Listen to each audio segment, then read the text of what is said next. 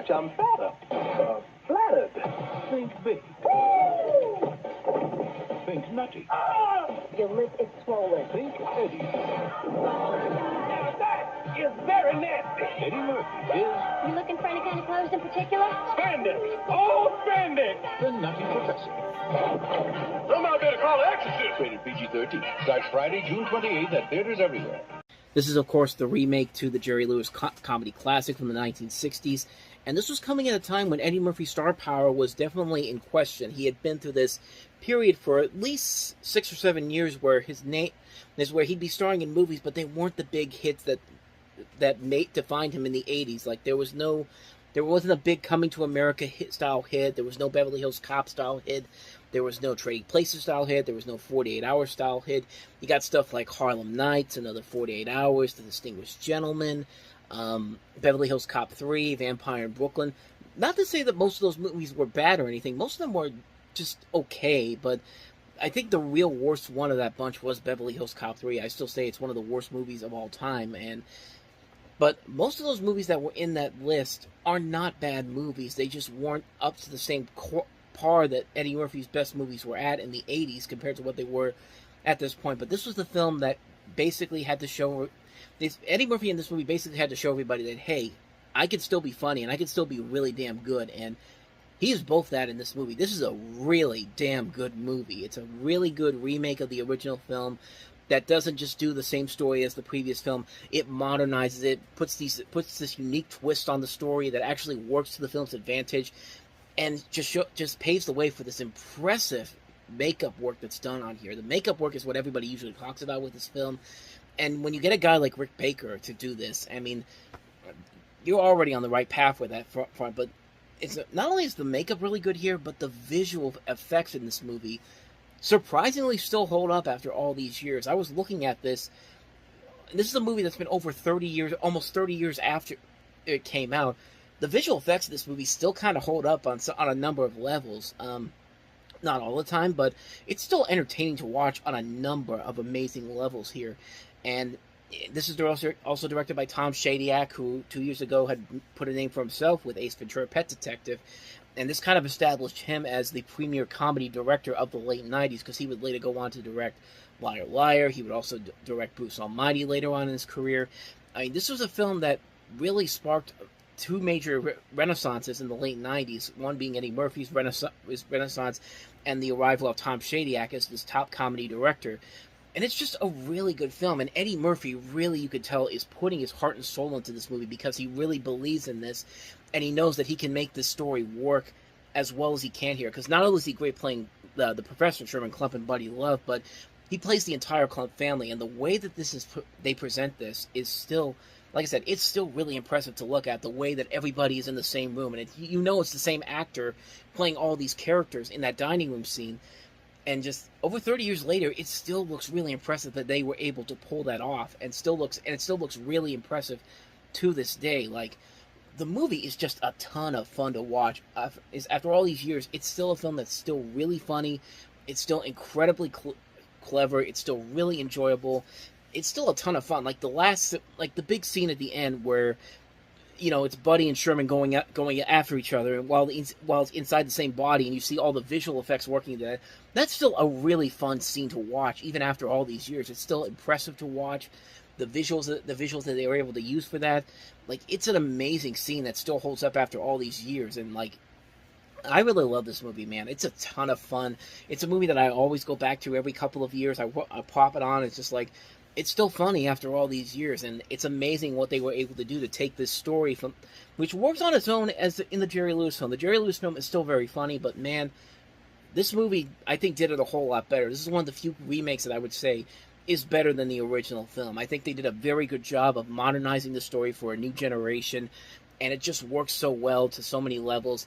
It's a great film. I really enjoy it so much. I love it. It's a really good film. One of Eddie Murphy's best films, no question about it. The Nutty Professor. Need I say more, man? It's just a fantastic, fantastic film. Coming this summer from Walt Disney Pictures. Up there, high in the dark bell tower, lives the mysterious bell ringer. Quasi, what's going on out there? A fight? A flogging? The Festival of Fools. All right, all right. Wine, women, and song. Did you ever think of going there? He lived a solitary life behind stone walls. Remember, Quasimodo. Yes, master. This is your sanctuary. It is the moment you've been waiting for. Outside was a world he only dreamed about. Look at that disgusting display. Yes, sir. Until he met Esmeralda. Oh, you're not hurt, are you? No. See? No harm done. Look, he's got a friend with him. Leave this place. You don't know what it's like out there. Nobody wants to stay cooped up here forever. Come with me. You're right. I'll go. Way to go, lover boy. A guy so swell. Look out at you. This summer, share the feeling. Give her some slack, then reel her in. Then give her some slack. Knock it off, Hugo. She's a girl, not a mackerel. Join the fun. Pour the wine and cut the cheese. Sit. Whoa, I'm back here, gypsy. And live the adventure. What a woman. Arrest her. No! How dare you defy me? Hang on! I think the cavalry's here. Walt Disney Pictures presents an all-new animated motion picture event.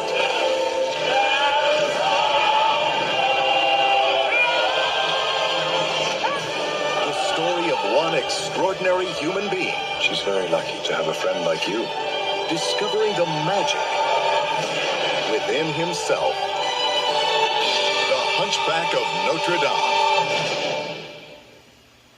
I mean, where do you even begin with a movie like this? For one thing, this is a film that's really hard to sell, especially as a Disney animated feature. The story of the Hunchback of Notre Dame is so dark, it's so completely... There's so many elements in here that it's amazing that they were able to pull this off. But one thing that you know is something you may not notice right away. You see that trailer there. It's the typical Disney trailer. You've got Mark Elliott telling you everything you need to know about this world, the characters you're going to meet, the songs in here, the story, the animation, and all that. You get the usual stuff that you usually see in trailers like this. But take a look at how they sold this movie to international audiences, and I'll tell you, there's definitely a noticeable difference in what you see overseas than what you saw here in America in terms of the trailer. Coming soon to theaters.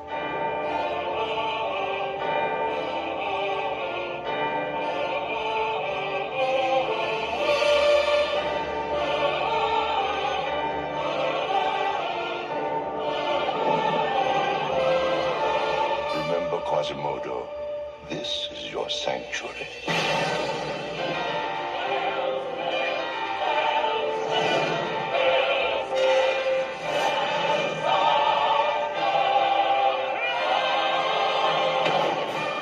In the tradition of the great Disney animated classics comes our 34th full-length feature film, The Hunchback of Notre Dame. Yeah, that international trailer that I just showed you, no mention of the gargoyles, no scenes with the characters played by Demi Moore or Kevin Kline, none of the slapstick comedy, none of the side characters. It's nothing but the intro music and bits of the film, mostly to advent the darker tone of the tale. Disney basically didn't really know how to market this film to the public, which that was a huge thing going into this movie. Nobody really knew what to expect from it. I mean, Disney was still a powerhouse at this point. Even though Pocahontas was not the big hit that Lion King was 2 years prior to this, it still made money. So there was a lot of expectations going into this movie about whether or not they could actually pull this off. So how did they do it? Did they actually do it? I meant to say, how did they actually do it? Did they handle it very well, or was this about as bad as you would have thought it would have been? But I'll say this, though. I thought they handled it pretty well. Like, for the longest time, I kind of avoided this movie, not for any particular reason. It's just like I never really felt the urge to watch it. But when I finally watched it for the first time nearly 20 years after the movie came out, I gotta say, man, this movie holds up a lot better than I think most people would have made you think it would have done. Because, man, this is really, really a damn good movie. For something that's so controversial, so tough to do, they put their heart and soul into this movie. The animation in this movie is, once again, so amazing to watch. Not just the scenes of the is of the cathedral and the city, but like the characters alone, like James Baxter did a lot of the animation for Quasimodo in here, and you could definitely tell that his work is very much prominent in this film. It's Disney doing its best in taking one of the most risky stories you could possibly tell, bringing it to life in such a wonderfully unique way. The visual look of the film is absolutely fantastic, especially towards the end of the film. You could see every single detail of animation they bring in here to give it the menacing tone that the story deserves. The voice acting overall is great as well. Tom Hulce as Quasimodo is amazing in this. You got the late Tony Jay playing Judge Frollo, making for one of Disney's most memorable antagonists. Even people like Demi Moore and Kevin Kline in the movie are very good. They have a lot of good elements to the film. They really are very, very solid characters. The music is amazing. You've got songs by Alan Menken, songs by Stephen Schwartz, and they knock them right out of the park. The opening song Out There, the opening song Notre is the opening song that you hear in the beginning of the film, and then Quasimodo's song Out There are just songs that are so memorable that you could just listen to the music all the time and just get so sucked in. Like it's just an amazing concept. It's an amazing film that they've toy boat. I'm getting ahead of myself here. It's an amazing achievement that they've been able to pull this off, but there are some problems. There are a lot of things about the movie that don't work. Most notably, the three gargoyles, despite the fact that, God bless Jason Alexander, Charles Kimbrough, and Mary Wicks. They're doing the best they can, but they are just not funny in this movie. They're supposed to be the comic relief of the film, but, Jason Alexander can be really hilarious, but the movie fails to make him funny, and that's really one of the biggest crimes of the movie, is if you can't make Jason Alexander funny in a movie, then you've completely missed the mark altogether. The film even tries to make it seem like they're a part of Quasimodo's thoughts, and not really, which would have been more enjoyable, but no. At the end of in the climax, they're fighting alongside Quasimodo, and it's just like, what's going on here? Are these things actually real, or what? It's just like, it would have made more sense to have them not really exist, and maybe that's the idea maybe that's a progression of the character. But man, the way they handle it here, it really is one of the huge flaws of the film. One of the other problems I think it has is that, as much as I commend the movie for the darker tone, there are too many moments that are very cliched riddle, been there, done that type of stuff, mainly focusing around the gargoyles and the characters played by Demi Moore and Kevin Kline. It kind of takes you out of the movie solely because it makes it seem like Disney has to keep marketing down to the kids and go for the more sillier moments instead of taking the big gambles that they're already taking as it is. This is a movie that features infanticide, lust, damnation, anti-Ziganism, genocide, and sin. I'm reading this off of Wikipedia, by the way, and I'm just trying to remember what the listings are here, but all those elements are in here, and yet this was still rated G. Like, it's amazing how far we've come in the nearly 30 years since this movie came out to show you what a G-rated movie is back in the day to what it is now. And it's basically nothing because nobody ever wants to do the G rating anymore, so why do you even have it in there? Which, I don't know. Like, that's a whole other subject altogether. But those are just some of the flaws of the Hunchback of Notre Dame. But really, for Disney to actually make an animated kids movie based off of Victor Hugo's one of his darker tales, to make it work for the majority of it, it's a Christmas miracle, man. Like, this is stuff that you make movies out of. Like, you make documentaries off of how they were able to pull this stuff off. It's amazing that they were able to pull this off as it did.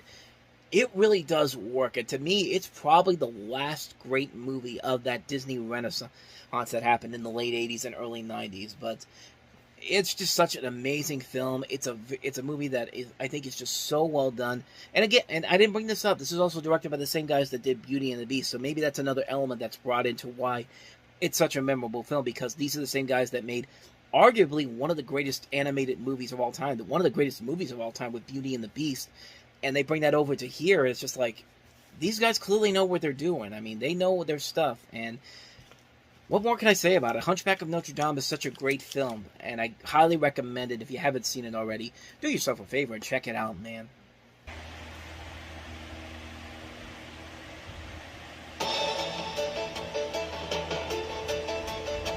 In cooperation with authorities, we request your assistance in apprehending America's 2 most wanted fugitives. Sketch artists have prepared the following likenesses.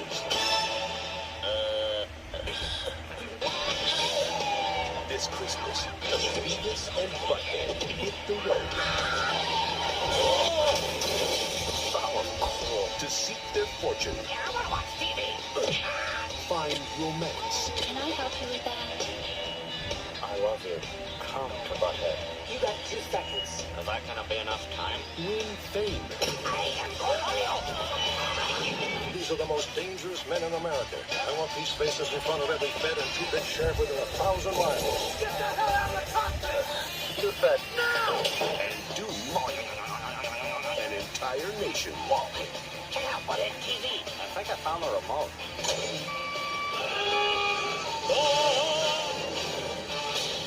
Beavis. That's amazing! This is the coolest thing I have ever seen. You want to see something really cool? Butthead. On a bus with chicks. Hey, baby. In an adventure too big for your television. Did we miss Baywatch? No. Beavis and Butthead do America. I extend my deepest thanks. He said extend. Coming this Christmas. So, fun fact, this movie made $20 million on its opening weekend, which at the time, in 1996, was the highest opening weekend for a December release in box office history. That's incredible when you think about where we've come in the nearly 30 years since then. Not even a year afterward, this thing would get beaten by Scream 2, and then later Titanic. We'll get to Scream in just a little bit, but Beavis and Butthead Do America. I mean, if you've seen the TV show, the show was very popular at the time. If you've seen the show, you pretty much get everything you want here, and then some. I love the way this movie builds itself. It starts off like a normal Beavis and Butthead episode, and then as it goes along, it becomes a bigger and bigger adventure, and it's what makes Beavis and Butthead so special. Like, Beavis and Butthead, I think I've said it before, were a lot smarter than I think a lot of people give it credit for. These 2 guys are dumb, but what made it so smart was the world around these 2 guys. Like, there were so many things in this movie, in the TV show as well, where so many situations where you could see Beavis and Butthead as the smart people in this, and the people that are supposed to be smart are kind of the dumbasses. It's a great little satirical, it has a great satirical tone about itself, and the movie takes that to another level because, man, this movie is very entertaining, and it basically just gives you everything you want in Beavis and Butthead, and then some. And it goes as far as it can go, and still manages to get a PG-13 rating on it, which is still pretty amazing. I mean, the animation is pretty good here. You could definitely see Mike Judge going from Beavis and Butthead to what he would eventually do with King of the Hill. The animation style is starting to go down a route that would later be adapted into King of the Hill, which only premiered a year after this movie came out. And Beavis and Butthead would still go on for another year after this movie came out too. The story is very nicely done. I like, again, the building up of a grander story for these characters is always fun to watch. The characters are the same way they are in the TV show. They're very well done. The voice acting really is spectacular. You've got some pretty big names in here. I mean, Demi Moore, Bruce Willis, Robert Stack, Greg Kinnear, David Letterman, and so many others, all used in this movie very well here. The animation is so good here. Even the trippy as hell desert sequence done by Rob Zombie.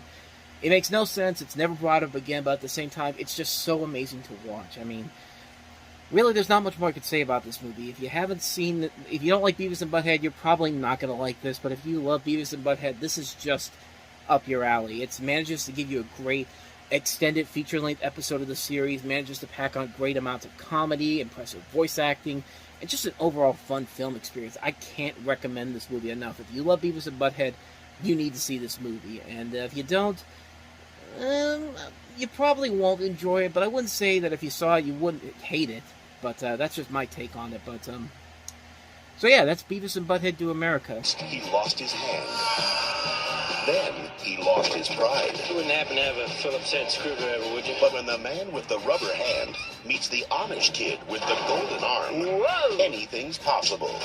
Do not allow yourself to be corrupted. Nothing can make me stray. From the idiots that brung you Dumb and Dumber, I will pay you $1 million to sleep with your friend here. Kingpin, directed by the Farrelly brothers, rated PG-13. Nice little nod there to Indecent Proposal. Like I said, Kingpin is the follow-up for Peter and Bobby Farrelly after what they did with Dumb and Dumber, put their name on the map. This film, however, was not the big success that movie was. It only ended up making about $7 million over its budget, which I guess is considered somewhat of a success. You may back your budget, but at the same time, considering how successful Dumb and Dumber was, there was possible. They probably were expecting a whole lot more. But interesting little bit of film trivia in my personal life. They actually shot a little bit of this movie down the road from where I live.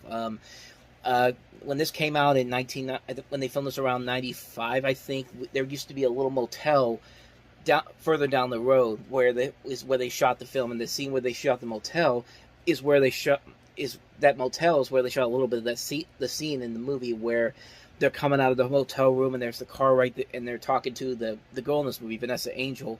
That was actually filmed down the road from where I live. It used to be like a pool there, but now that motel and that pool is gone now. It's now a shopping complex down there.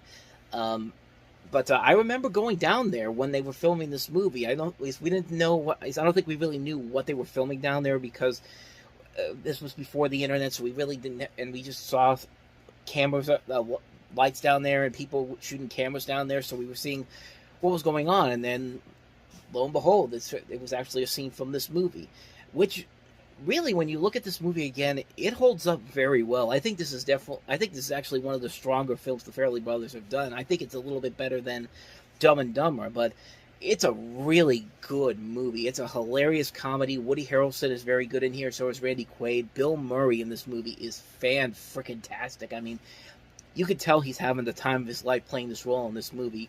Vanessa Angel has a good role as the love interest for the Woody Harrelson character, and Randy Quaid has a ton of fun in this movie. This movie is very, very funny. I would say maybe it's a movie that's a little bit ahead of its time. I don't think people really knew what to expect from this movie, despite the fact that these guys had just done Dumb and Dumber, and it's definitely very similar to the style of comedy in Dumb and Dumber, but I don't know. I don't know why people didn't go see it. Maybe it was because there was just too many good comedies coming out at the time. We had the Nutty Professor, Multiplicity had just come out, so maybe it was just one of those things where it was just in a crowded marketplace. But it's a really damn good movie. If you haven't seen Kingpin and you want to see the best of the Farrelly brothers at their finest, this is definitely one of those films to check out. It's a very underrated film from them, but I highly recommend checking it out if you love the Farrelly brothers' other comedic works. It's definitely worth your time. So definitely check that movie out, Kingpin. From Walt Disney Pictures Come on, James. comes the wildest, Holy shipwreck! weirdest, You enormous bugs! fascinating, isn't it? Most exciting motion picture adventure of the year. He's gonna cut me in half!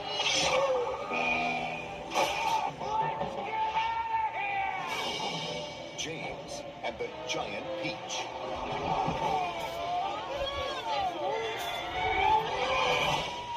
The story of a daring explorer, Where are we? his extraordinary friends, We're lost. This is all your fault. you, Blithering nitwit. Bite me. You two How dare you? and a bizarre world where anything can happen. It's a giant shark!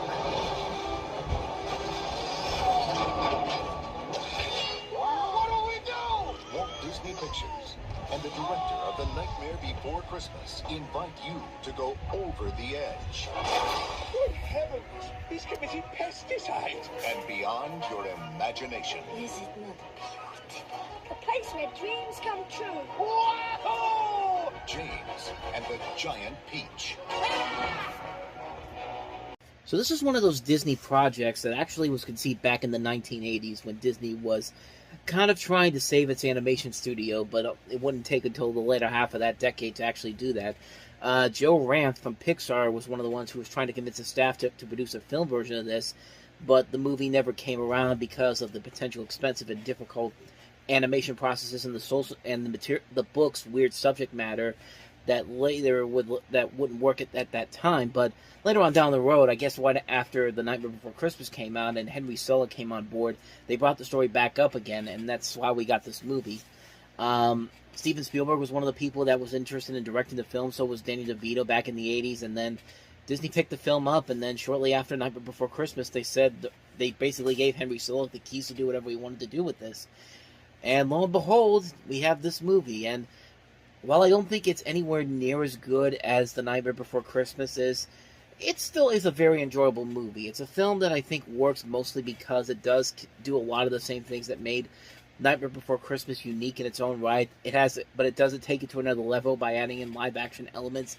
It is a nice blending of live-action and stop-motion animation that, again, isn't quite as good as Nightmare Before Christmas, but when you look at the film, there is a lot of effort being put into it. It's still a very enjoyable film, and it works because it has an amazing cast to it. You've got, in the live-action parts, you've got Pete Postlethwaite, Mike Starr, Joanne Lumley, Miriam Margolyes, and then the voice actors you hear in there, Richard Dreyfuss, Simon Callow, Jane Leeves from Frasier, Susan Sarandon, David Thewlis.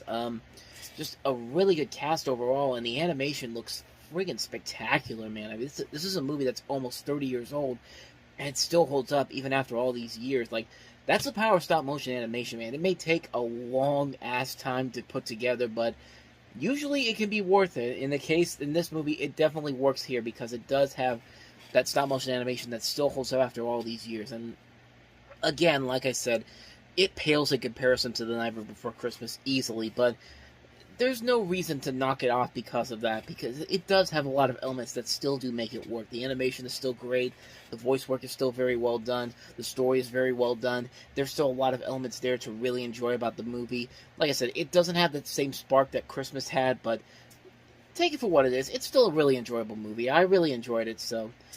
The heart of America comes a new voice in movies. Writer, director, and actor Billy Bob Thornton. And now he's nominated for 2 Academy Awards, including Best Actor. This is the film Time magazine calls an American classic. A masterpiece.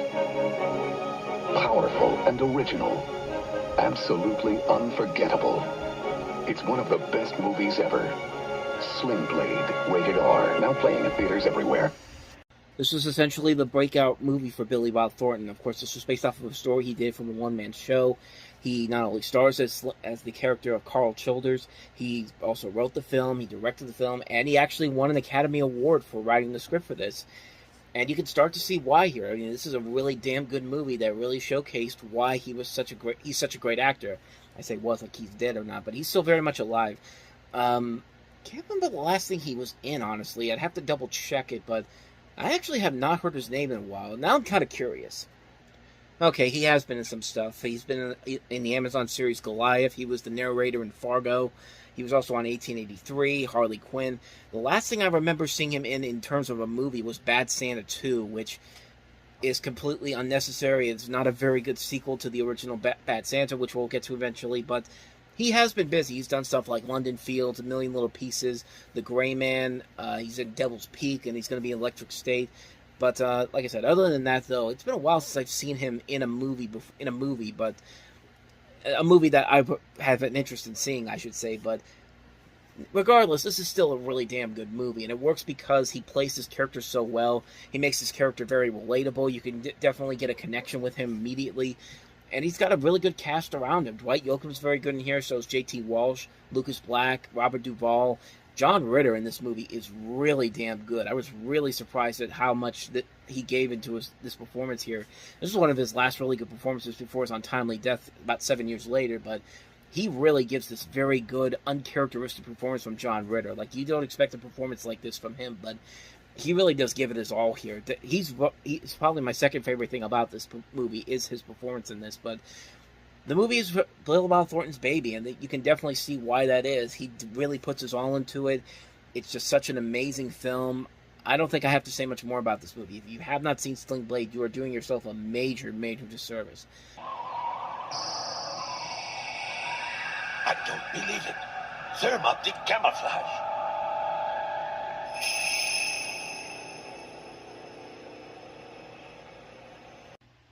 They really thought they could make this work in live action in Hollywood. I mean,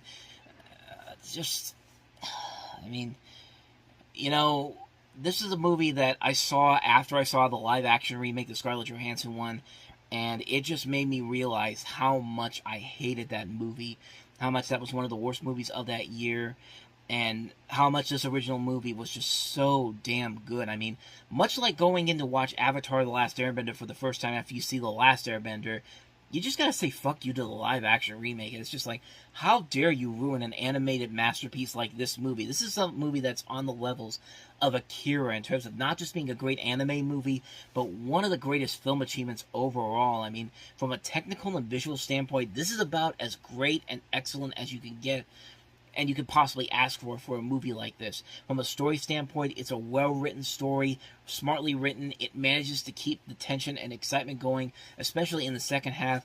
The action sequences alone, I mean, this water fight scene alone is something I could watch over and over again. It's that good.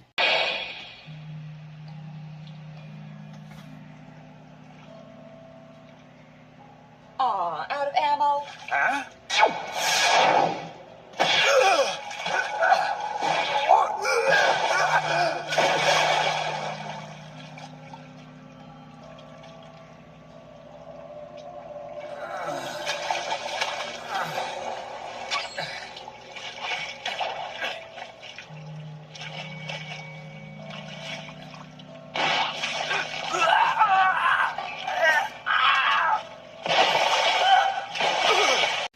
I mean, to get the live-action movie some credit, that was actually the best thing that they did, is that they recreated that in live action and actually made it kind of work. It was actually one of the few things about the live-action remake you could say that actually is pretty damn good. But other than that, the rest of the live-action movie is not that good, mostly because it tried to be trendy to the time period.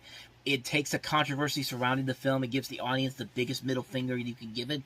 And the movie of this is legitimate. It's authentic. It doesn't talk down to you like you're the dumbass. It treats you like an adult. It treats the story that can appeal to universal audiences and not just kids, because it's a cartoon. It's one of the reasons why we always say animation is for everyone. It's not something that you put on to keep your kids quiet, like some people will tell you. This is one of those movies that shows what animation really is.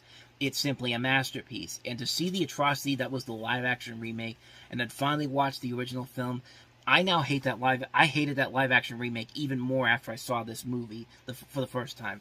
They took a brilliantly made, well-executed, well-written, action-packed feature film and just ruined it by making it live-action, dumbing it down. It's got nice visuals, yes, but you know what?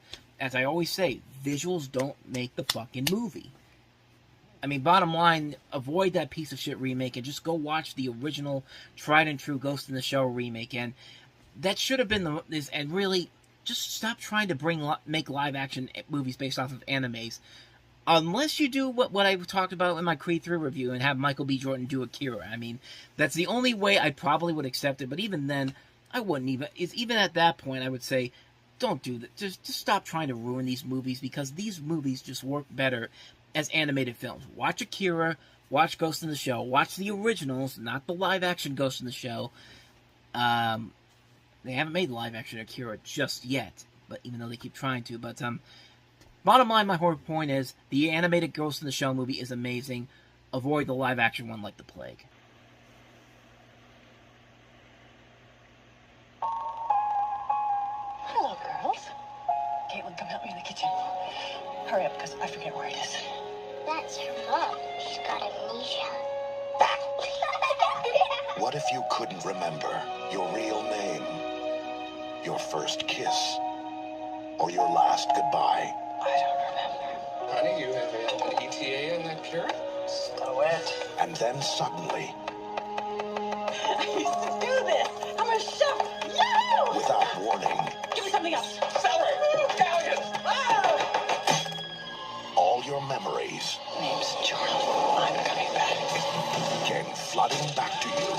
Charlie, long time. One bullet at a time. I got movement on Samantha Kane. You're kidding. I mean, I have a lead on someone. We still have some of her stuff. The this man. He's gonna help me find some things out so we'll be safe.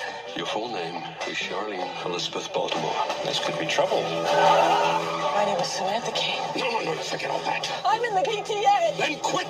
You're an assassin working for the United States government. We have 24 hours to find her and the killer. What for your life?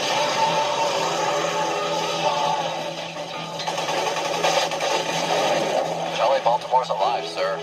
Who are you? Name's Charlie. The spy. Back when we first met, you were all like, oh boy, I burned the darn muffins. Now, you go into a bar, 10 minutes later, sailors come running out. What up with that? This fall. Honk if there's any trouble. Yeah, so Miss Daisy, I be honking. If you have plans for a calm, quiet evening, Cover your ears. Hey, should we get a dog? it's time to kiss them all. Good night.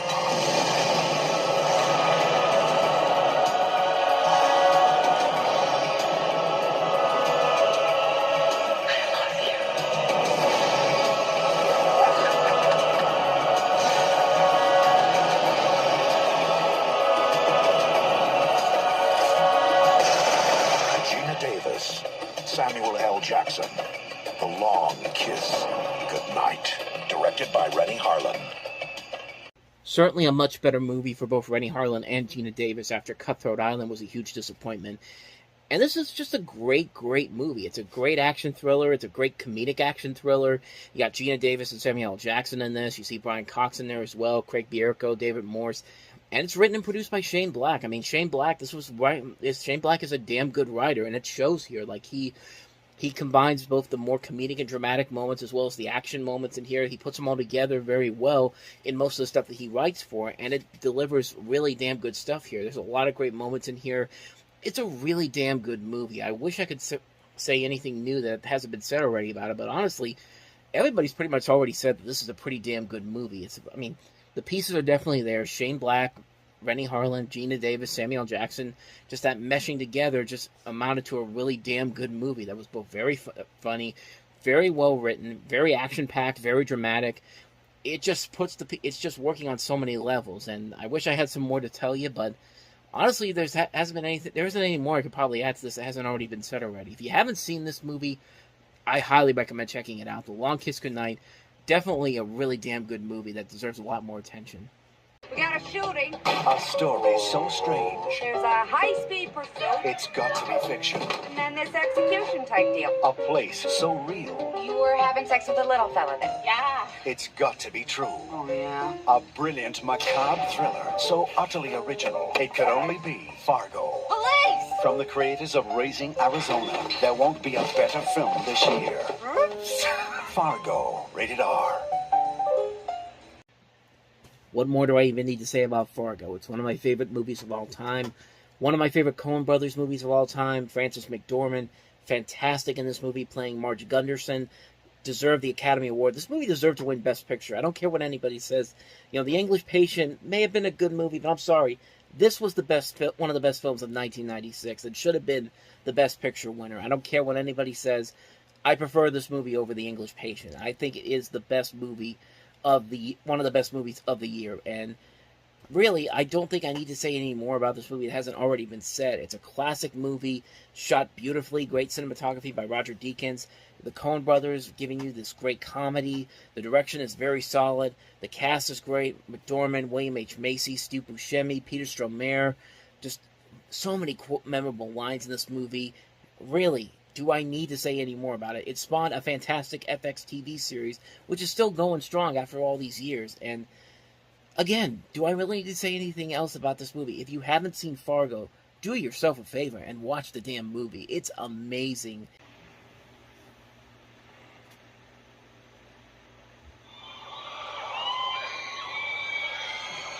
We bow in unison, and we're off the stage before the applause dies out, right? You have your pick? Right here. All right. Keep these with you. Put them on, put them on, put them on. There you go. You guys look great in red. Have I told you that yet? Let's give a big welcome to the latest edition of the Beavis Galaxy of the Stars. Go!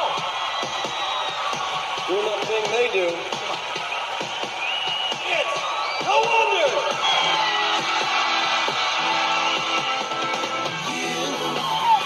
Doing that thing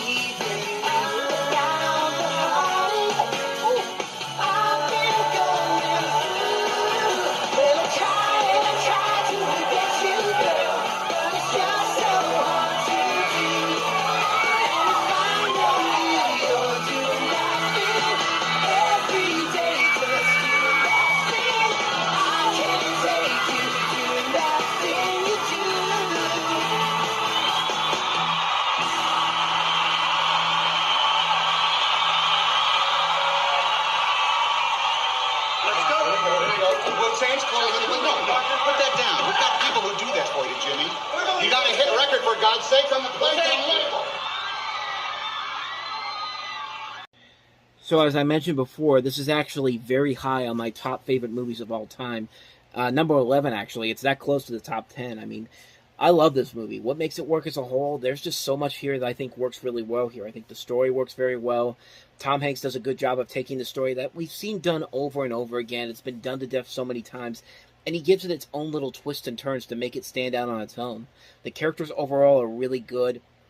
You do start to like these characters as the movie goes on, and you understand what to like about them, what to hate about them. You can understand why the characters' motivations are there, and then you have characters like, well, Charlize Theron plays the girlfriend to Guy in the movie, and she's only really in the movie for a short amount of time, and actually there's an extended version where they actually do focus more on her character. But I want to say this about that. There was an extended version that came out in 2007. They add like 40 minutes of additional footage to the film in which you get more character development, most of it on Charlize Theron's character. There's a scene where the two of them make out. At their apartment. There's a scene where there's a version where they go deep into the relationship between Guy and Faye, played by Liv Tyler, and his deteriorating relationship with Tina, as well as Tina's budding relationship with the dentist, Dr. Collins. And it's also revealed here that Tom Hanks' character is not only gay, but he's in a relationship with a man played by, of all people, Howie Long. That Howie Long from the Los Angeles Raiders back then, and who's now an analyst on Fox, who's been an analyst for a number of years on Fox. And that's kind of amusing. That's kind of amusing to have that in there. But there's more camera time devoted to the romance between the bass player and the leading singer of the Chanterelles.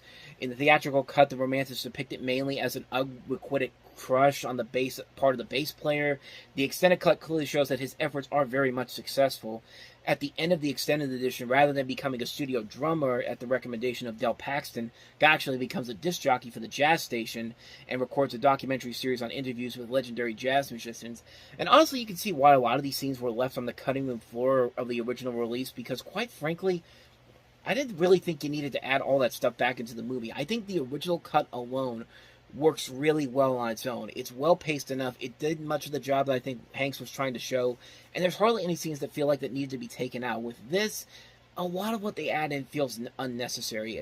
I should also note that around the time that this came out, there was also a director's cut that Fox put out for Big, which adds another half hour of deleted footage, and again, it's completely unnecessary. It's cool to see that footage, but it's kind of like my argument with Planes, Trains, and Automobiles. It'd be cool to see that additional footage that they took out of the movie, but what they gave us with the original Planes, Trains, and Automobiles cut that we got works fine as it is. And I think the original cut for this should have added more of the relationship between Guy and Tina, because in the original cut, she's only in the movie for about 5 minutes, maybe a little bit more, but they could have added some more scenes with her. I wouldn't mind that too much, but the extended cut is just unnecessary. It doesn't really serve a purpose to be put together, because the original cut is at a reasonable 108 minutes. It's a much better film than the extended cut is, but that's just my opinion on it. So, but really the best thing about the movie is the music, and the music in this is really damn good. I mean, the best song in the movie is That Thing You Do. It's a song that just, whenever you listen to it, it's just stuck in your head, and you immediately start tapping along, start wanting to sing along. When that played in the trailer, I'm trying my best not to start singing along, because I will do just that. I mean, it's that good of a song. It captures the style of music from the 60s with a little bit of the rock music of the 90s. It's just a catchy song, man. There's a lot of the movie that I really love in the original cut. It makes it one of my favorites. Great characters, great music, a great story, great fun to watch all around. It definitely deserves a rewatch and a resurgence, and I'm glad to see that it is getting a resurgence in the last couple of years. Definitely watch this movie. Watch the original cut, avoid the director's cut, because you will be more than satisfied with this original cut that they had. And I kind of wish Tom Hanks would direct more movies, because the last one he did was Larry Crown, and that was 15 years after this movie came out, and even that one was not that good of a movie. I kind of wanted to go back to do something like this, That Thing You Do again. I don't know if he'll ever do it, but I'd really like to see Tom Hanks tackle another directorial effort here, because his first time out, he nailed it right out of the park. This is such a damn good movie. I can't recommend it enough. That Thing You Do, see it. You're doing yourself a huge disservice by not doing so.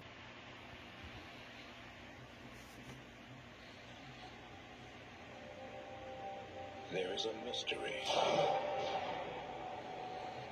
elusive, unpredictable, violence.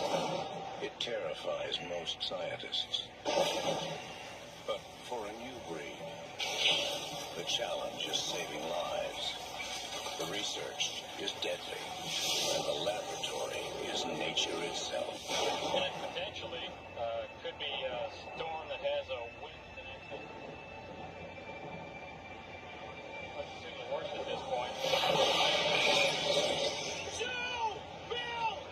It's coming! Everybody underground now! Joe, come on! Get in the ground! Take over right now! Joe!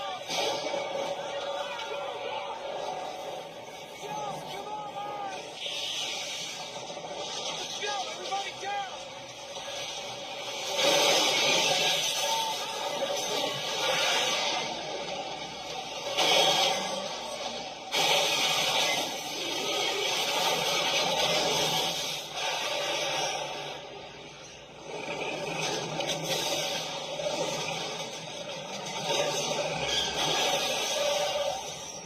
There's still time! Come on! Find something to hold up!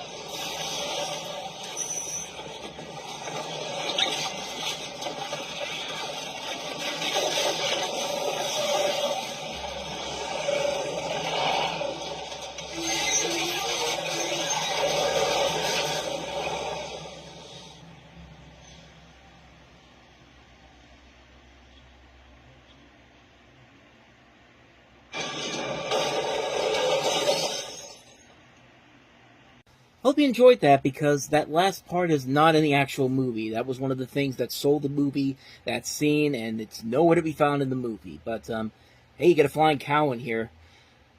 Yeah, I'm not the biggest fan of this movie. I've never been the biggest fan of it, to be quite honest with you. I know it has a loyal fan base, in fact, so much so that it's getting a sequel now. There's a sequel coming out with some people that I do generally like to see in movies. The guy from In the Heights and soon to be in Rise of the Beast, Anthony Ramos, is going to be in it. Glenn Powell from Top Gun Maverick is going to be in it. So, I don't know if it's going to get me, if it's enough to get me to see it because of my distaste for this movie. You know, honestly, these Storm Chaser movies, these movies about twisters and all that, I've never been the biggest fan of them. I've never been a fan of these movies because they're not really that good. None of them are really that good. I'm sorry. They're just not that good at all. They keep trying to make these movies. You have this movie. There was a bunch of these on TV during the time. Like, I think the Family Channel had the one, Night of the Twisters. And then there was that one we had recently, Into the Storm, which was not good at all. It was not, that was just as bad. That was even worse than this movie is. But I never liked this movie. As a kid, I never liked it because, yeah, tornadoes are scary things. And luckily, in my lifetime, I've yet to see a storm as bad as some of the ones down in Tornado Alley. Like, I feel so bad for those people down there that were born there, were raised there. The fact that every summer, something like a big event like that happens almost every single year with all this damage and all that. And it's scary. It's scary to really think about that. Luckily, I live in a place where we don't get those very often. And even when they do, they're always isolated areas. It's not all over the place. But, not saying I'm ever going to see that in my lifetime. I'm just saying that I'm glad that I don't have to live in Tornado Alley and have to deal with that every single year. But the concept of these of movies like this just never really work with me. Like, they try to create a story, a human story behind this, where it's just like, you can't really do that with these when your main story is these destructive tornadoes that keep happening over and over and over again, and especially in this movie where you really do not like any of these characters at all. Like, you really do not like any one of these characters at all. Like, you don't like Helen Hunt in here because her whole concept in this entire movie is to simply get revenge on the tornado that killed her father, which they make a big deal in a scene in the movie where Bill Paxton has to basically tell her, twisters cannot be actual killers. You can't predict these type of things. And yet she's so committed to getting revenge on these twisters. And Bill Paxton's not even a great character either, because he decides to bring his new wife along to sign divorce papers, and then they eventually get caught up in this adventure. And Jamie Gertz, who's usually a very good actress, I'm sorry, she is absolutely horrible in this movie. She's not the best written character in this film. Like, everything that these characters do in this movie is so unlikable and detestable, and at least in my personal opinion, I did not like a single one of these characters in this movie whatsoever. And the whole concept of the movie is that you're supposed to like these storm chasers because they go out into the field with these dangerous storms right there, and they're trying to they're trying to use this system that they have in place, this device named Dorothy, which is a capsule-like device containing hundreds of these small weather sensors that basically are trying to revolutionize tornado research and provide an earlier storm warning system, which since that movie came out, they have been doing that with a number of different things. But I mean, I'm sorry, but it's hard to really like any of these characters when everything they do in this is just so stupid and so not normal. Like, everything is like not what a normal person would do in this, and it's just like you never really get a sense that I never really got a sense that I should be liking any of these people whatsoever. I'm not getting invested in their stories whatsoever. The villains in the villains of this movie, which a movie like this, the tornado is the villain. We don't need human villains in this, but we got to give Carrie Elways to do something in here, so let's make him a villain. They're bad characters. Like, nobody in this movie is likable at all. There's nothing exciting about this. Yeah, you can go watch this movie for the visuals and the sound editing, which is pretty damn impressive for a movie of this caliber. Like, this movie came out in 1996, and some of that still holds up even after all these years later. But even when you put all that together, I just never really got into this movie at all. Like, there's elements in here that I think maybe could work, but the people involved in here are all capable people. Like, you have a good cast here. It's co-written by Michael Crichton, who wrote Jurassic Park. It's directed by John DeBon, who had just done Speed.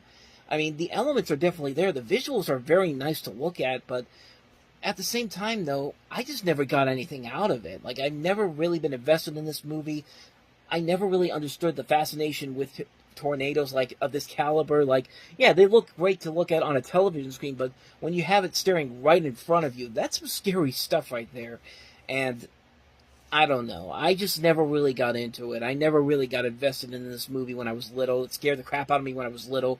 And even when I watched it today, today as an adult, I'm just kind of like, I still don't get why anybody would get invested in this. I mean, that's just my personal opinion on it. I know this thing has a loyal fan base. I mean, when the Twister ride closed down at Universal Studios, they had people literally dressed up as the two leading characters from the movie there.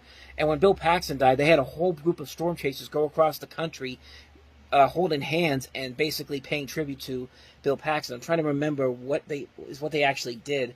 They basically spelled out his initials across the state of Texas, Kansas, and Oklahoma in tribute to the actor, citing that it was the inspiration for them to pursue storm chasing and meteorology.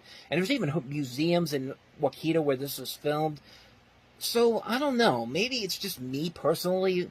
I guess this movie does have as much of a loyal fan base as they're making it out to be. Maybe if you like it, then hey, more power to you. But to me, it just didn't work for me. And I know some people it also didn't work for, but I get why people really like the movie. So I'm not gonna judge them on that. But me personally, I just wasn't the biggest fan of it. So yeah, that's pretty much all I got to say on that one. That's Twister. Oh no! When Bill inherited Vera, I got an apartment with a no pet clause. he didn't want to take her home. Okay, honey, where's the stairs? Yes, sir! Yes, sir! And the last thing she wanted Don't sit down, go! was a driver with an attitude. Get away from there! That's cold! But along the way, Our church is falling down. Is there anything you can do? a miracle happened. Larger than life. You're gonna leave a ring around this place! Rated PG. Starts Friday. Okay, before I start trashing this movie, because needless to say, this movie definitely deserves the trashing that it deserves, but I thought this was pretty interesting story. The elephant in this movie is not only the same elephant from last year's Operation Dumbo Drop, but he's also the same elephant that was later seen 15 years later in Water for Elephants. And this elephant lived to be 52 or 53 years old, and evidently I had no idea that elephants could live that long. I mean, I guess they could, honestly, but I just really never did the whole research or really got fully invested in that type of a thing to really know for certain how long an elephant actually lives. Actually, I'm kind of curious now how long an elephant usually lives. Okay, it varies here. It says the African bush elephant and the African forest elephant live the longest, between 60 and 70 years, while Asian elephants can be up to 48 years old. And I think this is in This is an Asian elephant too, so it lived a couple of years after how it usually would last is after the time it would usually be around for. But I thought that was a pretty interesting thing to talk about because the rest of the movie is not very good. I mean, this is probably the worst thing Bill Murray has ever attached himself to, and he attached himself to some pretty bad movies around this time period. I mean, wait till we get to The Man Who Knew Too Little the following year. But man, this just doesn't work very well here, and I think it's because Bill Murray's not really putting his all into it, honestly. And can you blame him? This is not a very good script whatsoever. It's basically the equivalent of Turner and Hooch, except that Hooch is now an elephant instead of a dog, and Turner is no longer Tom Hanks, it's Bill Murray. I mean, it's pretty much that same kind of concept here, and the jokes just aren't funny. They aren't sticking. They're not really clever. You can see which ones are coming a mile away. Oh, this thing's too big, it's going to destroy stuff, and it does. Yeah, bottom line, this is just not a very good movie. It's just a film that you can see coming a mile away. You can predict all the jokes that they're going to do. It's nothing clever, it's nothing intriguing, it's nothing exciting. It's just a waste of time, and Bill Murray deserves a lot better than this. But then again, like I said, he was picking some really bad movies at the time, so, yeah, not much more to say about that one. That's larger than life. So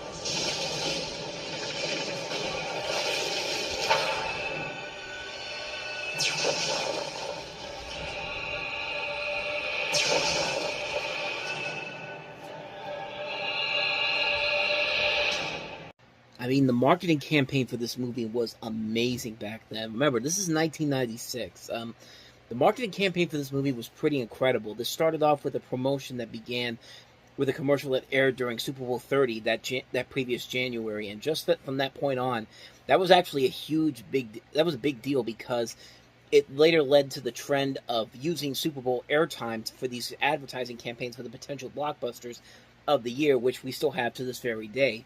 And not only that, you had Fox using promotions with Apple at the time, Coca-Cola, Toys R Us had a big campaign with them, most Coors had a big campaign with them. There was just so many it was just a big marketing campaign, and that really led to the film's success because everybody saw this and was just like, man, like, it's like they're hyping this up to be the next big thing. I mean, Fox went all in on the promotion on this. They even had a special that aired, which was basically a fake news report about the events that happened in the film. And Roger Ebert himself said that led to the film's success because of those trailers and the marketing campaigns. And it was considered a brilliant move. That was what Roland Emmerich did for a lot of his movies back then. He would just hype you in with that big push on these films. But that's kind of the thing with Roland Emmerich and these movies like this, because, yeah, it's brilliant, it's a smart campaign, but Roland Emmerich is basically the equivalent of a snake oil salesman. He'll sell you on these he'll sell you on these big things, on movies like this, thinking it's going to be the most amazing thing you ever see, and then when you actually go to the movie, it really isn't. I mean, let me put it this way.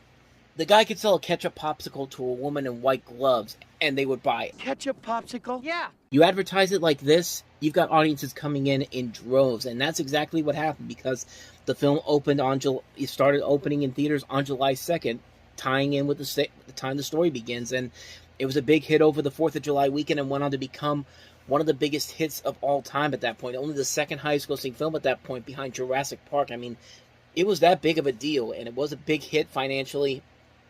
Critically, not so much, but you're going to see why in just a second, because I'm about to tell you why this movie was not that good critically. And but regardless, it was a huge deal when it came out. It was a big marketing campaign that helped the film really put this film out there to become the big hit that it was. It put Roland Emmerich on the map. I mean, you got some big names in here. This was Will Smith's big breakout role. This was the film that launched him into the superstardom, because the next year he'd have Men in Black come out, and then there would be there was a stretch for a long period of time that Will Smith had to have a movie open on 4th of July. It was kind of it almost was like a holiday tradition in a way to see a new Will Smith film on 4th of July, and it would usually be a big hit. But with all that said, the movie itself is not very good. I do not like this movie whatsoever. I mean, it's not a very good movie. I mean, everybody you talk to, like, people look at this movie and say that, oh, come on, it's just a popcorn movie. Can't you just have fun with it? You know, it's not supposed to be taken seriously. It's not supposed to be seen as a serious film. I mean, just go in there, turn your brain off, and have fun. Well, you know what? I think Nostalgia Critic put it best in his review. He basically said, let me tell you something. A water slide is fun. All the slipping and sliding, it's just great. But if someone took you off the water slide, shook you, gave you a noogie, and then spat in your face, and put you back on the water slide, you'd be like, that wasn't fun. That was weird and annoying. And that's this movie. I mean, I literally took that from his review, but it's basically the point of it's basically what this movie is. Like, it's not really as fun as you think it is. I mean, there's nothing about this movie that constitutes as fun. Yeah, some of the visuals look pretty impressive, and there is some good practical effects used in here, but other than that, though, everything else about the movie is just so generic. It's just so uninspired on so many levels. Like, the characters in this movie are basically just stereotypes. There's no character you really can relate to in this movie because they're all characters that we've seen done over and over again. Some is basically just, like I said, they're just stereotypes and cliches of characters we've seen in numerous films beforehand. I mean, Roland Emmerich had a period where he had a character like Jeff Goldblum in nearly every single movie he was doing at the time. Stargate, it was James Spader. Then later in Godzilla, it was Matthew Broderick. I mean, he was literally stealing from his own material here, and it was literally the same thing over and over and over again. And these are tropes that, again, would appear in Roland Emmerich films. Like, New York had to be destroyed. Washington had to be destroyed in nearly every single one of these movies. And it's just like, dude, did something happen in those areas where you just had to just be like that? I mean, and like I said, you don't like any of these characters at all. And, like, the story makes no sense whatsoever. Like, there's a storyline about Will Smith's character. He wants to get in on the fight. He wants to save the city, but because his girlfriend is a stripper, and that basically means that, hey, they won't let you. Sorry, you can't do that. It's just like, really. I just talked about a movie in the last episode, Striptease, where Demi Moore plays a stripper, but she was also an FBI agent. So it doesn't really. So that shouldn't really matter here. But nope, we got to do it here for the story. It's for the purpose of the story that we've seen done over and over again. It's just like, come on, man. And the stripper herself. And actually, let me think for a second. I was thinking about something that happened in the next movie, because she returns again in the next movie, but guess what? She's a scientist now, so what, like, I mean, just, so much of this movie is just insane of how just so generic and so lackluster it really is. It's just like, it's amazing that they they didn't really do anything of noteworthiness to make this stand out as anything unique or different besides the visual effects, besides the storyline that they have here, besides the effects that they have in this movie that are still pretty impressive for the time. That's the one thing I'll give this movie credit for.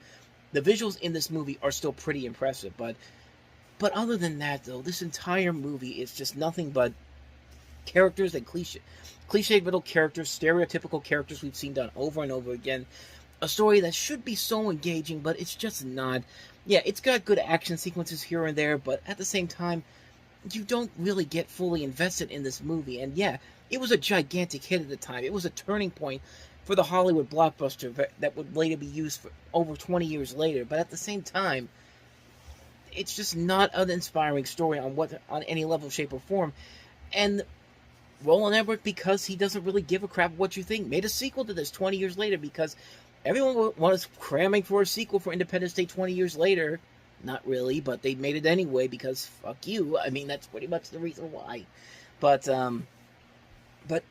yeah, that movie's terrible too, by the way. Independence Day Resurgence is absolutely abysmal.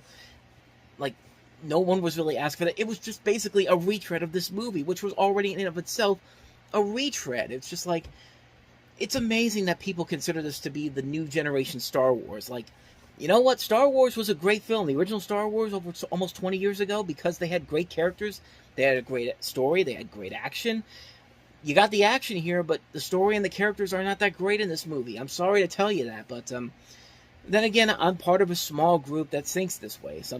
A lot of people really like this movie. A lot of people consider it a classic, and like I said, we live in a country where freedom of speech is where we have freedom of speech. So go ahead and say what you want about to, and I have the freedom to say that I hate this movie, and I'm going to be one of those few people that says I don't really like it, and people are inclined to either agree with me or disagree on it, but that's the power of free speech. But yeah, I really don't like this movie. That's the bottom line I want to say here, that I really do not like this movie. It's just a really bad movie. It's got great visuals to it, some good action, but at the same time, it's just not fun. It's not a fun movie on any level, shape, or form, at least to me, but again, that's just my own personal opinion on it. I know it has a fan base, so what do I have to say? What else can I add to this one? So, but yeah, that's Independence Day. America will be torn by civil war. Scan them. Technology will become our worst enemy. And for 4 rebel fighters, time is running out. Let's go. From the producers of Time Cop and The Mask, Pamela Anderson-Lee, Barb Wire, rated R, starts Friday, May 3rd at theaters everywhere. Where do you even begin with a movie like this? I think we all know some of the reasons why this movie does not work whatsoever. First off, they use a plot that's similar to Casablanca, which is really odd in this particular situation here. I mean, we've seen movies that use the plot of Casablanca to actually make a decent film. The movie Out Cold comes up as a perfect example of that. Like that's a movie that really surprisingly uses the plot of Casablanca and actually does use it very well. We'll eventually get to that one in a couple of years, but it's actually a pretty good movie when you think about it. This movie does not have that whatsoever. It's a movie that tries.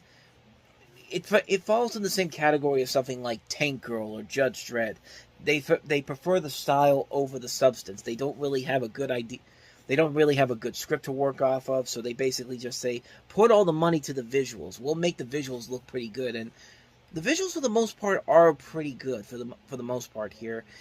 It could have easily been a fun, campy movie. I mean, this really is a setup for a fun, campy movie, but they just take it way too seriously. Like, this is a movie that wants to be incredibly serious on so many levels, and let's get to the elephant in the room here. Pam Anderson does not work very well here in this movie here. Like, she's not very good in this role. I mean, yeah, she's got the body for it. She's got the look for Barb Wire, but other than that, it did not work at all. And the fact that she did her own stunts and she had to wear these high heels and a corset the whole time, it makes these fight scenes look incredibly difficult to shoot. And they were difficult to shoot, apparently.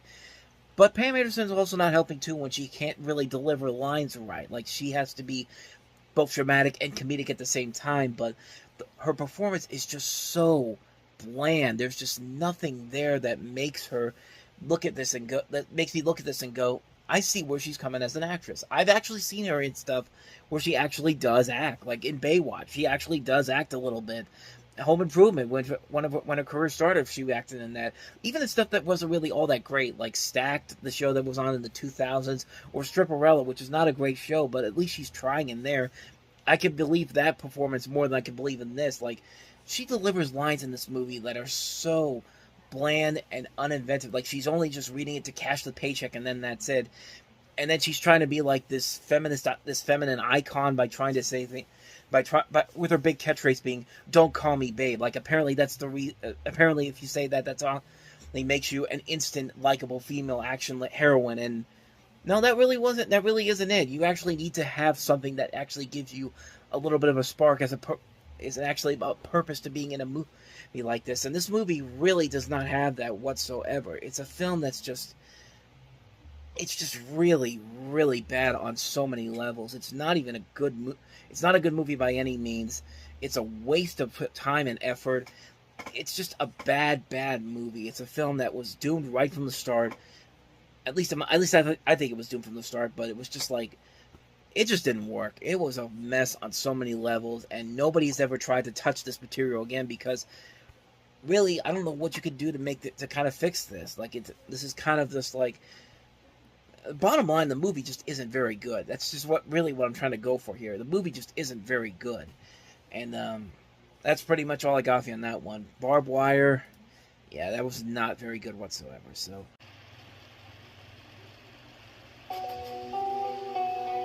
I look like a fairy princess, Mama. Oh, yes, you do. You look just like a fairy princess. An average family. You look great. Thank you. Oh. A special day. Hello? Listen, I hate to tell you this. I'm going to be late. I'm stuck in some horrific traffic jam. Could you pick up the balloons? Got the balloons. Hang on a sec. Someone's at the door. Julie? Can I help you? Julie? What's happening? Julie! Can you phone the police for me, please? Please! Help A me! random crime. I won't hang up the phone. I'll stay on with you. Help me! We're holding him for 48 hours. Then I'm gonna have to let him go. Why? I've got zero, that's why. Sorry. The man who murdered my daughter is free. What's the point of watching that? Do you believe in the death penalty? When justice fails. I followed Robert Doom yesterday. I found out where he lives. He never even knew I was there. Where will you turn? Justice. I need you to help me. Desperately wanting someone dead and actually killing them. That's two different things. Do you think you're capable of going through with it? Robert Doom is a free man. Yes, he's a free man and he's gonna do it again. You're completely useless. Paramount Pictures presents Sally Field. I can't let him go. Kiefer Sutherland. Hey, you're pretty. Ed Harris. What the hell are you doing, Karen? I can't rest. I'll never ever rest again until he pays for what he did to her. I don't even remember what she looked like. In a John Schlesinger film. You'll spend the rest of your life in prison. You can't catch him. You can't punish him. You can't protect anyone else. Stay out of my neighborhood. Stay out of yours.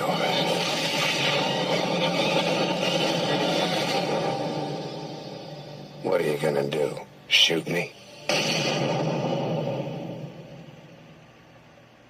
God, I hate this movie so much. I mean, let's get the elephant in the room out of the way here, because, man, Kiefer Sutherland is horrible in this movie. He is not playing a good, convincing villain in this movie at all. Like, he does not give a crap, and not like in the way that you hate him so much, you hate him so much, but in a way you kind of like him. You just hate him because he just seems like a stupid hick in this movie. Like, there is no sense of remorse for this guy whatsoever. There's no sense that I should like this person in any way, shape, or form. I don't like anybody in this movie, honestly. Not Sally Field, not Ed Harris. It's just, all the characters in this movie just seem so hateful. Like, you hate every single one of them because every single one of these people acts so stupid and acts so ridiculous and acts so not like a normal person. Like, it doesn't feel, nothing about these characters in here make any sense whatsoever. And it's also an exploitive movie where basically they kind of like pretty much what the consensus for this on Rotten Tomatoes says. It crudely exploits every parent's nightmare with deeply offensive results, and really, it really does that. It just doesn't really work. It's like exploitive crap. Like, it's not really all that exciting. If you were trying to get Sally Field to be the next Charlie Manson, Charles Bronson, like a Death Wish, you fail miserably on that front, man. I mean, this whole movie overall just has so many great people involved that you really can't understand, you really can't get a good sense of what these people were thinking when they made this movie. I mean, Sally Field, Kiefer Sutherland, Ed Harris, Joe Mantegna, Beverly D'Angelo, Philip Baker Hall, Keith David, Donald Logue, just so many good people in this movie, but there's just nothing there. And it's written by the guys who wrote Amanda Silver and Rick Jaffa, who wrote War for the Planet of the Apes, which is a far superior movie. They wrote they wrote all the Planet of the Apes movies. They've written so many better movies than this garbage right here. This movie is straight up garbage. This is something that you would see as a Lifetime movie of the week, but Paramount decided to just put it in theaters because hey, we got Sally Field and Ed Harris and Kiefer Sutherland. They're big names, and they're going to sell this movie. And no, that wasn't, because you dumped this out in the middle of January, and you didn't even try to hide the fact that it was a bad movie. It's a bad movie. It is way too exploitive. It's not an interesting movie whatsoever. The characters are all terrible. You hate every single person in this movie. It's one of the worst movies of the year. It's really one of the worst thrillers ever made. I mean, it's that bad of a movie, and it's just a mess on so many levels. So that's Eye for an Eye for you, and the worst of the worst is yet to come. Ladies and gentlemen, our next movie, Pauly Shore and Stephen Baldwin in Biodome. Are trapped in the Biodome. Please let me out, Mommy. Just because we're stuck in a bubble doesn't mean we can't cause any trouble. On January 12th, what do you boys want? To die and come back as a leotard? Pauly Shore and Stephen Baldwin are putting the mental back in environmental. They're the rarest Lepidoptera in the world. Biodome, rated PG-13. Starts Friday, January 12th. What more do I even need to say about this movie? I mean, it's got Pauly Shore and Stephen Baldwin as the leads, and they're playing these characters who are kind of supposed to be like the Beavis and Butthead of their is in real life, but Beavis and Butthead are actually much cleverer and much funnier than these two idiots are in this movie. I mean, another movie where everybody is a straight-up idiot. Nobody really acts like a normal person. Everybody just kind of accepts these two guys as just the dumbasses that they are, and we're just supposed to accept it because it's supposed to be funny comedy, and it's not at all. It's a horrible movie. It's another horrible movie where you're trying to combine environmentalism with toilet humor, sexual innuendo, drug use, and not even funny drug use, sexual innuendo, or toilet humor of any type whatsoever. I mean, this is just a bad movie, man. It's just like, let me put it this way. Remember the episode where Johnny Bravo gets stuck in the dome and he drives everybody crazy in there? And you know which episode I'm talking about. This episode right here. Watch TV till they come to take me out of here. Johnny, that's not a TV, that's the microwave. Quiet! I'm watching my favorite show. Macaroni and cheese spinning around and around and around and around and around. And Eddie. That episode of Johnny Bravo is called Biosphere Johnny, by the way, and it is so much better and much more funnier than this feature-length movie is. This 7-minute short does more with this setup than this piece of shit does. I mean, when you have to throw in cameos by Roger Clinton, Patty Hearst, and Tenacious D in one of their early film roles, and this is all you have to give them, like, what more do I even need to say about this movie? This is a terrible, terrible movie. This is a horrible, horrible movie on so many levels. The jokes are not funny. Everybody in this movie is a complete idiot. This is another reason why why the January dumping ground exists, because of movies like this. And yeah, so that's another bad one. Biodome. Got you as the Lawnmower Man. I am God. Now he's back. I have a million calls to make. And more terrifying than ever. He can destroy our world. He figures we'll have to turn to him as the new messiah in cyberspace. In 3 days, I'll be in every system in the world. You've got to stop Joe before it's too late. Universe is mine. Lawnmower Man 2, Beyond Cyberspace. Rated PG-13. Starts Friday. Okay, let's just run down everything that is wrong with that little clip we saw right there alone. Number one, this story makes no sense whatsoever. If you saw the original Lawnmower Man, you know that Job sucked himself into the computer and doesn't even have a body anymore, so where the hell does his body come from now? It doesn't make any sense whatsoever. They retconned the ending of this movie to make it seem like he took his body out into the world and put it into another body, I guess, because that brings us to the second problem. Why is he being played by Max Headroom? Like, Matt Frewer is a good actor. He's a good comedic actor. He is not a good villain in this movie. I mean, I don't know what the hell they were thinking when they said, let's get him to play Job in this, because he acts nothing like Jeff Fahey in the first movie. He looks nothing like Jeff Fahey in the first movie. His whole attitude in this movie is just so out of nowhere, like a third-rate Jim Carrey, which, I mean, you got Matt Frewer who's played Jim Carrey characters in the past, Dumb and Dumber, the animated series. He was Lloyd in that series. But here, it's just like, what were they thinking? What do we have? What do we have? 3 things now. 4th overall PG-13 movie for an R-rated for a film that was originally rated R. Almost always fails on every level, and there's almost no exception. Number 5, just a story that makes no sense whatsoever. Like, nothing about this makes any sense at all. 6, stupid comedy, like stupid elements in here that make no sense whatsoever. There's a dog in this movie that somehow manages to put a CD into a thing and somehow it works without the CD getting scratched or anything. 7, the visual, I don't even know if I said 7 or 6 or not, but it's just kind of with the continuity of this movie. This movie makes no sense whatsoever.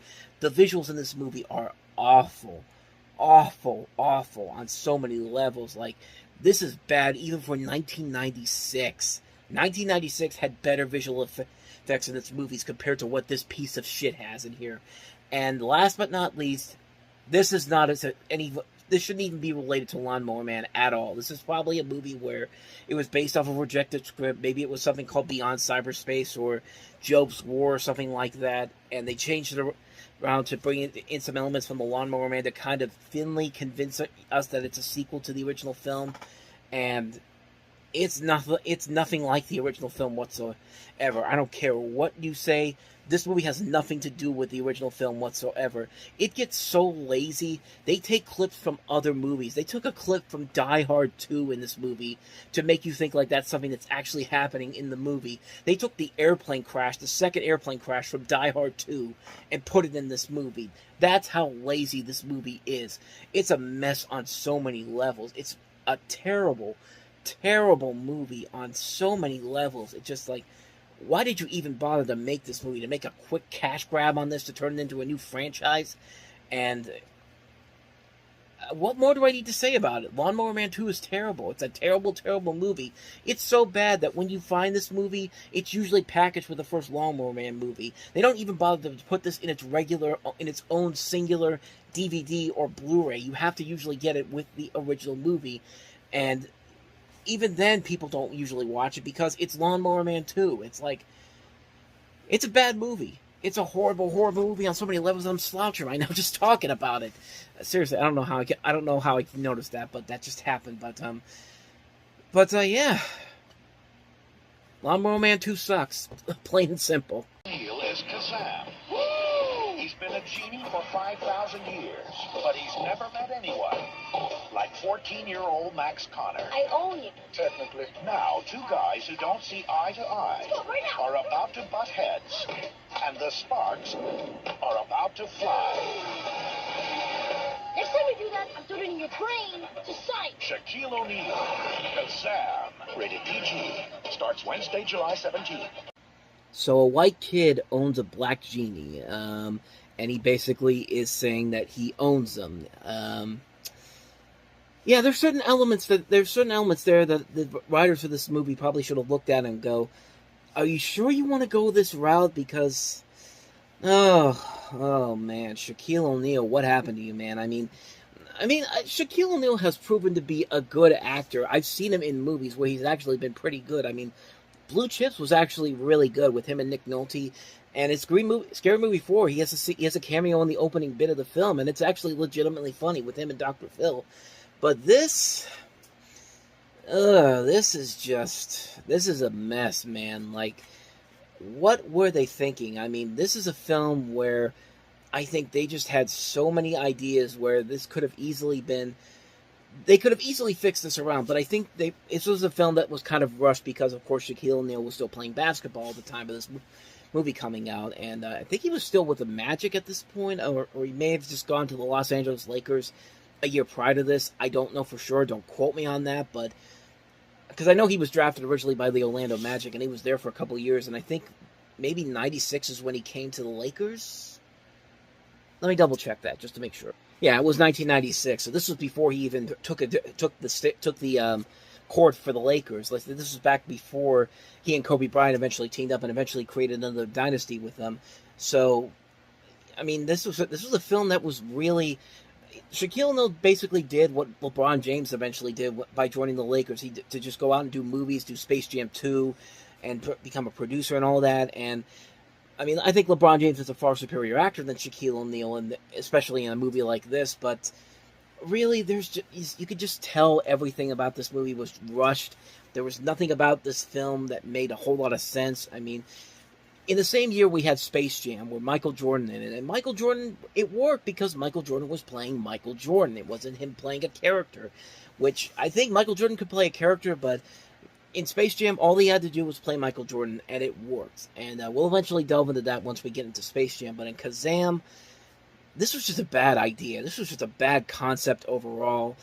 Maybe it could have worked if the script hadn't been rushed, if there would actually been more effort put into it, if people would have seen the idea and be like, hey, let's look at this idea and figure out a way to actually make it work tolerable, make it something that doesn't feel like it's being rushed onto you. But man, everything about this movie is rushed and ugly. It's an ugly looking film. It's a film that's not funny. It's not creative. It wastes the talent that it has on board here.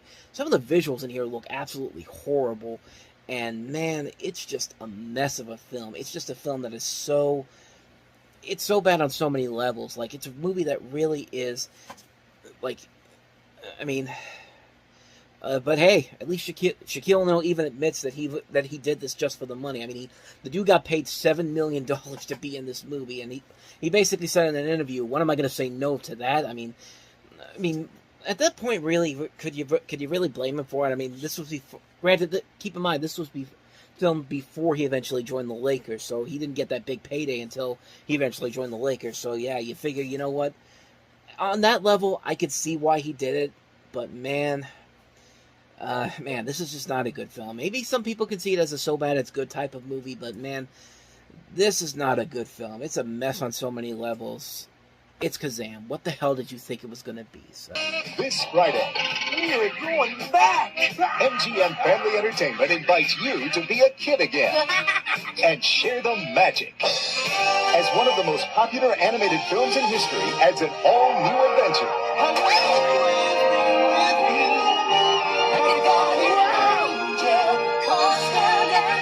The fun hasn't even started yet. All Dogs Go to Heaven 2.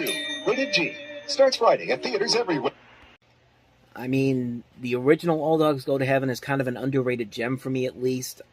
To say it's one of the greatest animated films of all time is kind of pushing it. One of the biggest animated films of all time, kind of pushing it as well, because you lost out to The Little Mermaid when this came out. I mean, but if you look at this trailer, you can kind of know right away that this is not anywhere near as good as the first movie. And I mean, for one thing, the animation does look terrible. You cannot convince me that this was originally supposed to be a direct-to-video movie, and then someone says, let's put it on the big screen because All Dogs Go to Heaven is a property, and we can actually make money off of it.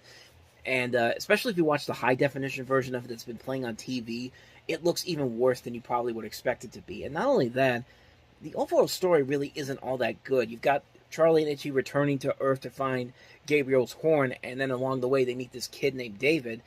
And it's basically kind of a retread of the first movie all over again. It just replaced Anne-Marie with this kid, and the new kid is so vanilla and plain, and you could definitely tell that this was a film made in the 1990s, and it just didn't work. The original movie didn't work that way because it took place way back, didn't take place in modern times. Actually, it's like, I can't remember if it took place in the 40s or 50s, but I think it was somewhere around there. I need to double check this. I wasn't off by too much, 1939 New Orleans, but you could definitely tell this takes place in the early 90s. The ending to and one of the other reasons why it doesn't work is that the ending to the first movie worked. Charlie sacrifices his life to save Anne-Marie from a fire, and the ghost of Charlie comes back to apologize, and eventually Annabelle, the dog equivalent the dog equivalent of God in this movie, who banished Charlie from heaven from the first time around, basically tells him he can come back into heaven. And so it had a heavy happy ending. Yeah, Charlie's going to heaven, but he's apologizing for his actions. But in here, it's just your typical happy ending. He gets the horn back, and he basically gets a chance to go back to Earth. And it basically is one of the most cliched, riddled endings that perfectly sums up why it's a lackluster film compared to the first film. The songs themselves even aren't that great either. I mean, none of them reach the memorability of the songs of the original film, and most of them are just forgettable. The only song that I thought kind of worked was the first song, that "To Heavenly Here," and even the song that Sheena Easton does in this is actually okay, but it's nothing too spectacular. And I'll give the movie credit. Some of the voice acting is better here. Like, I do think that better's not what I would say. It's as good as the original film. I think Charlie Sheen does a pretty good job as a replacement for Burt Reynolds playing Charlie. Dom DeLuise, you're always going to enjoy him in there. Bebe Neuwirth in here as Annabelle, and Ernest Borgnine as Carface actually work pretty well. The newer voices actually work pretty well too. But other than that, though, this is a largely forgettable sequel. The original All Dogs Go to Heaven kind of holds this place in my heart and my childhood. It's a film I used to watch all the time.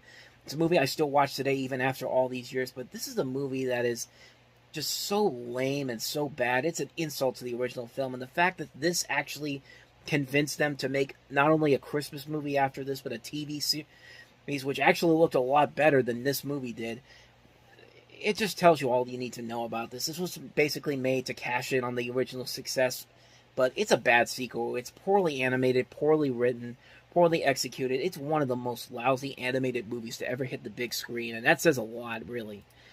So anyway, that's All Dogs Go to Heaven 2. Meet the Rockets' new third baseman. Welcome aboard, dude. He can catch. And he can throw. Cool. But you don't want to let him babysit. Should I call? I'm sure they're fine. What's the worst that could happen? Lost into the kitchen's a rotten egg. Universal Pictures presents Bad monkey. Matt LeBlanc. Ed. Rated PG. Starts Friday, March 15th at theaters everywhere. And this is why Joey Tribbiani doesn't make any big leading comedies after this particular film. I mean, he does. Matt LeBlanc did do a couple of other movies in more supporting roles, Lost in Space, Charlie's Angels. Yeah, do I even need to say what's wrong with this movie? I mean, let's start with the obvious. The monkey suit is just abysmal looking. It's like Congo all over again. You could let it slide if the movie was silly and had some fun elements to it, but there's just none of that in this movie. This is a lazy comedy that just isn't funny at all. The worst thing about this movie is that it has talent on it. Matt LeBlanc can be very fun. You've got Jack Warden in this. He's been great in a ton of movies. Bill Cobbs is also in this movie. It's written by the guy who directed The Sandlot. The director of this made one of my favorite movies of all time. He was one of the producers and writers on one of my favorite movies of all time, Twice Upon a Time. You may not have ever seen it before. It's a fantastic stop-motion film, animated film from the 1980s. Well, not really stop-motion, but it's a unique animated film from the 80s produced by George Lucas. Very underrated movie. Definitely go and check that one out. But I can't believe that his name is on this as the director. I'm just like, there's no way that this was made by the same guy that made Twice Upon a Time. There's just no way, but sad but true. And that's pretty much the best way you could describe this movie. Oh, and Jim Caviezel's also in here too. Jesus from Passion of the Christ. But like I said, there's not really much more you can say about this. This is a movie that's about as bad as it gets. Unfunny, unenjoyable in all types of levels. Like, Dunstan Checks In was way better than anything that this pile of junk came out. And that came with it. That came out 3 months before this movie did, so... Or 2 months before this movie did, but you get the idea. Bottom line, Ed is not a very good movie. And like I said, you wonder why Matt LeBlanc never had any big leading starring roles after this movie. He just kind of went down to being more of a supportive role character in movies that he's in. With that said,